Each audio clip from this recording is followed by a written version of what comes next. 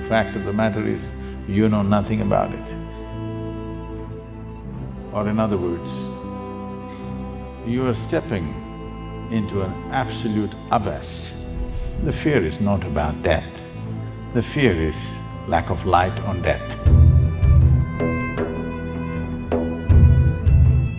Death is another dimension of life, a dimension which is not in your experience.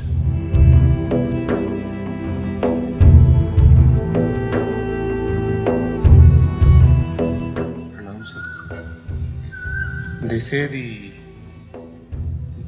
fear of death is the mother of all fears. Why is this so, and how can this be overcome? Say, in daylight, when you can see clearly, if I ask you to walk from that tree to this tree, you will walk, no fear. Late night, suppose we turn off all the lights and we're just one day off the new moon, so it'll be a dark night. If I ask you to walk from there to here, there may be fear. Why? Because you cannot see where your next step is. You don't know what you're stepping into. That's a fear. The fear is not about the night.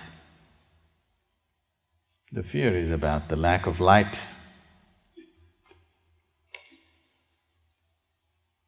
Because there is no light, which means your visual apparatus are no use, suddenly there is fear. Because you are unable to grasp where is the next step. When it comes to death, it's a nice day to live and die.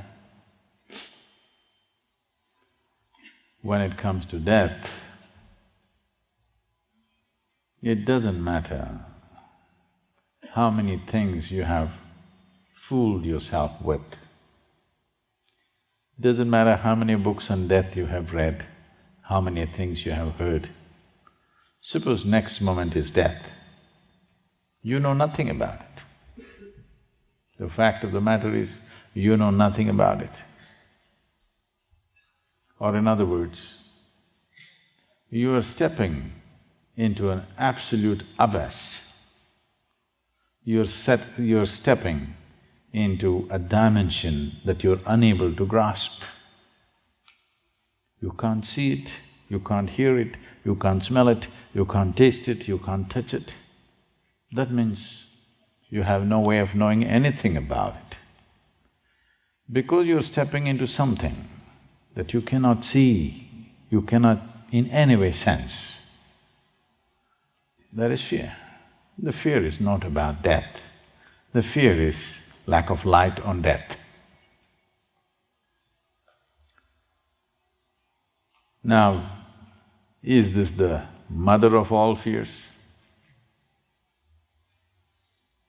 When we say mother of all fears, I know this word is being used in many ways. People have used this in terms of mother of all battles.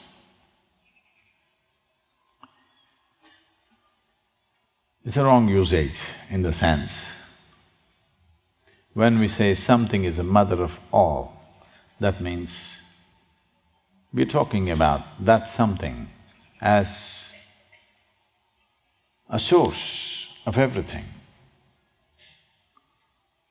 Or to put it more bluntly, it is that which breeds everything else. So is death or the fear of death the mother of all fears? Does it breed every other fear?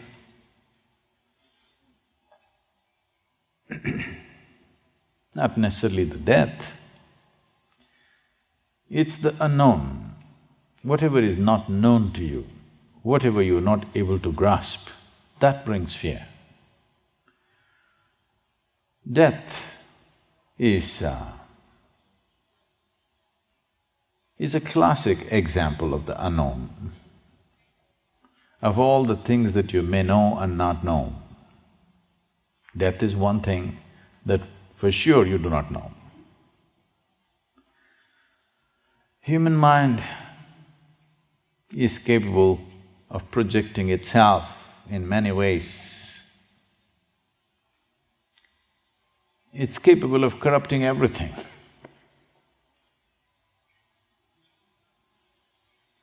But death has remained outside the realm and reach of human mind.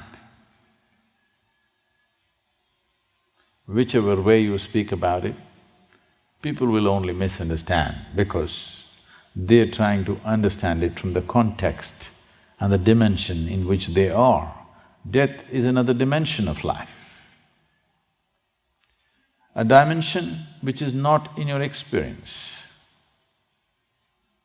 If you try to understand, you will only draw parallels with what you already know.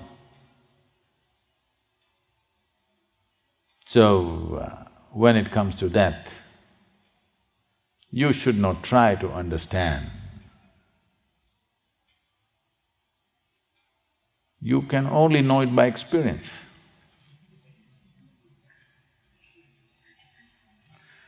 And you're not ready for it.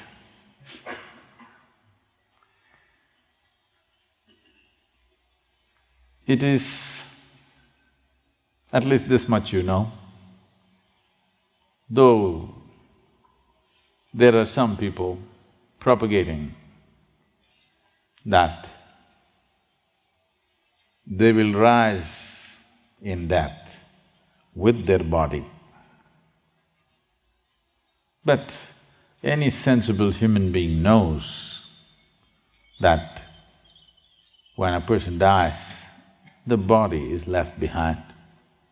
Because body is not your property, it's Mother Earth's property. If anybody rises with their body, they must be booked under ecological laws. Because if all of us rise with our bodies, what will happen to this earth? There is no such thing. The material of the earth has to go back to earth. It's perfectly fine. Today this is a man, tomorrow it's manure, and good manure. Flowers will come, you know, mangoes.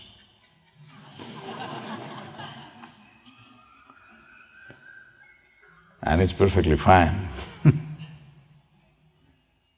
At least when you're dead, you could turn sweet. Isn't it nice?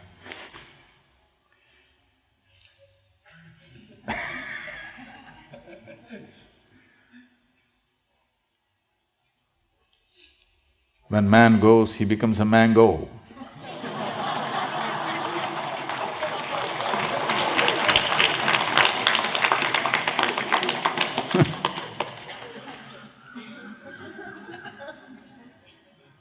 So, the fear is not even about losing the body. If only you had a clear-cut knowing or an insight as to what will happen after you die, you would come to terms with it. You would check how the accommodations are out there.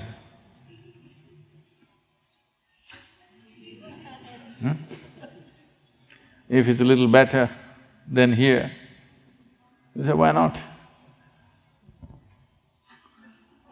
And you don't have to check whether it is Indian food or Chinese food out there, because you left the body here, you don't need food. Yes. You don't have to worry, how's the food up there? Because you left the body here. Food is not your problem. You just have to check the accommodation a little bit, how will you be? And where? But the problem is, no matter what stories they tell you, in the last 2-3 years, it's become a trend in America. Lot of people writing books of how they died and came back. If they say my post-death experience, it'll be laughed at, so they're saying it's my near-death experience. Near-death is not death. Yes? All of us are near death right now. Yes or no? It can happen anytime. We're near death. Once you're alive, you're near death. How near? Who knows? Who knows if the mountain comes down today? No, it's not.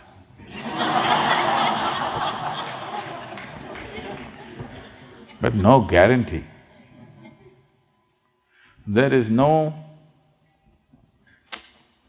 It's a beautiful mountain, okay? It it has no bad reputation of erupting in fire, but suppose it chooses to erupt today, what to do? We enjoyed being at the foothills of a mountain. If she decides to erupt, what can we do? No, it's not going to happen, that's different. But what you call as life is such a fragile process. Just inhalation, exhalation, inhalation, exhalation, inhalation, exhalation. Next inhalation did not happen, gone. Just watch it. So fragile. Gone? Yes or no? Very fragile. It's like this, little like this, gone. At the same time, see how sturdy it is, how many things a man can do. But so fragile, it can go away. Don't think you have to be shot in the head to die. Many people drink water and poof, die. Eating noodle, they die. Yes, simply somebody goes to bed and they die right there. Yes or no? Every day. Don't think every day an earthquake has to happen, a volcano has to erupt, a bomb has to come, no. Simply sitting here, people die just like that. So we are all near death. But there are a few entrepreneurs who write books which sell millions of copies about near-death experience. So, though all kinds of things have been written about it, next moment if you're going to die, you know nothing about it. When you think you're not going to die, you can make up all kinds of stories. Suppose you're going to die at the next moment. Stories won't stand, they will fall. So when all the stories that you believed in suddenly melted away, fear arises.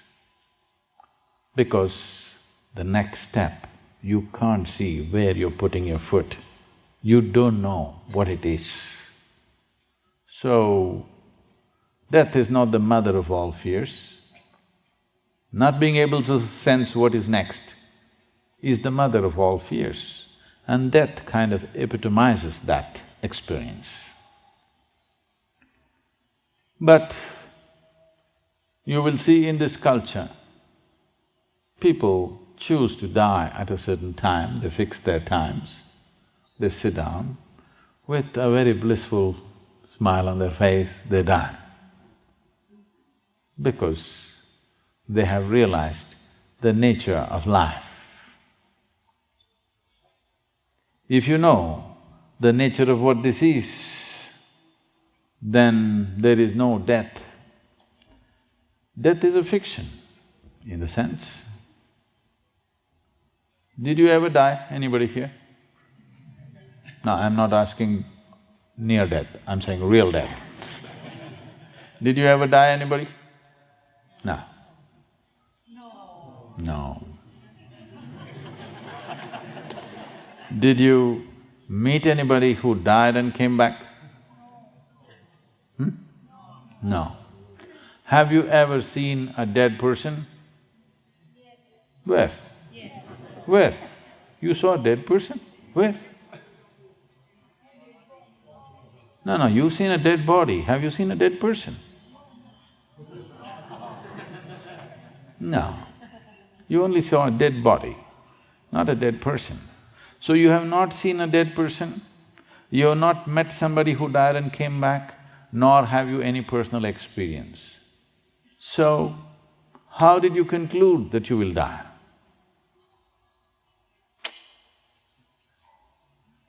How did you conclude that you will die?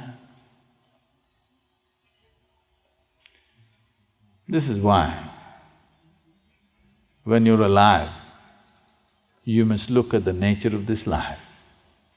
If you know what is the nature of this life, if you are living here thinking that you are this accumulated body, if you are deeply identified with the body, then death looks like a dead end. If you know something in your experience, not in your thoughts, in your experience you know something beyond the body, then a dimension beyond the body is not a scary one, not a fearful one, it's a welcome one in many ways.